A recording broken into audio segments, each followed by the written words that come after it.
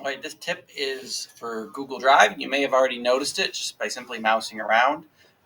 When you're in your Google Drive, whether it's a file or a folder, if you now move your mouse over the icon for it, the folder, notice it doesn't do it if you go to the name or the three dots. You got to go right to the icon.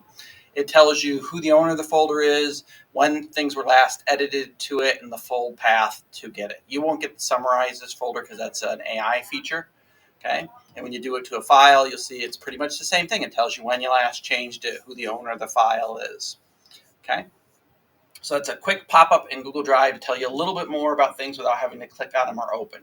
Don't forget, you always have the option of clicking on it once and then clicking the I for information up here in the upper right-hand corner, and you get even more information than that quick little pop-up does, but it has that same information as in the pop-up.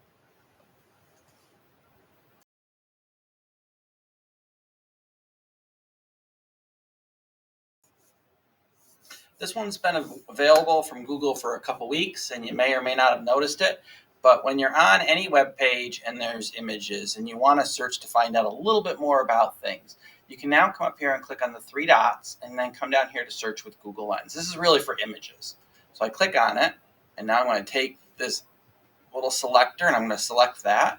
And then it's going to instantly search, and notice it correctly identified it as Antarctic krill. It gives you a Wikipedia page, some commonly asked questions, some actual other images that you might need, and then more websites down below that. So that's the Google Lens image search. It's available in the Chrome browser, and you can use it on any web page and images.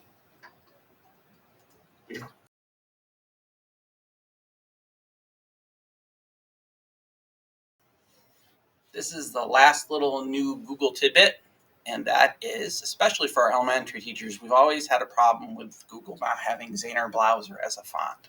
So now you can see that there is a font called Playwrite Guides, and there are multiple versions of this. If you click on more fonts here, and you type in Playwrite, you can see there's a whole bunch of handwriting fonts, but if you scroll down a little farther, you will see that there are several different guide ones. Okay, so you can pick one of those and add it to your fonts, and then make sure it's chosen here. Make sure you make the font big enough so that you can see it on a video, and you can, John is awesome. And you can see it uses the guidelines and shows you how to write in cursive. And there are multiple different handwriting styles that are available in that Playwright font.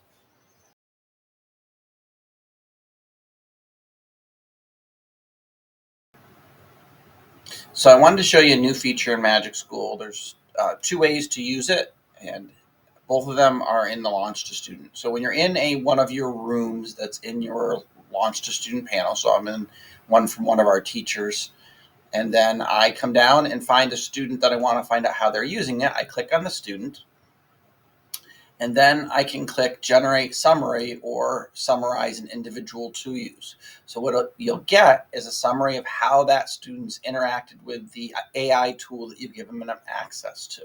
So in this case, they say that the student is highly engaged, that they were asking questions, looking for traits, fun facts. You can actually go in and still see the whole conversation like you used to, but it will now give you a high-level summary of that particular student's use of all the tools that they happen to use in that room. Or up here at the top, you can get a summary of the entire room activity. So be careful, because when it comes up the first time, it's kind of misleading, because it goes, oh, look, it hasn't really been used. But notice that it defaults to the previous 7 days. So if you close that out, you can get your tool usage for the entire time that it's being used. And then you can search by individual students here, or you can see how an individual tool has been used within that room.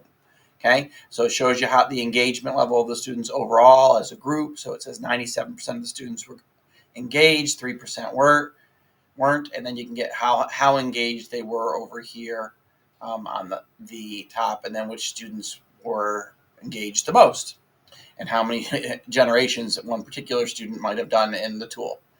Okay, so that's a sort of like a little data wall for you of how students are using an AI room that you've created for them within MagicSchool.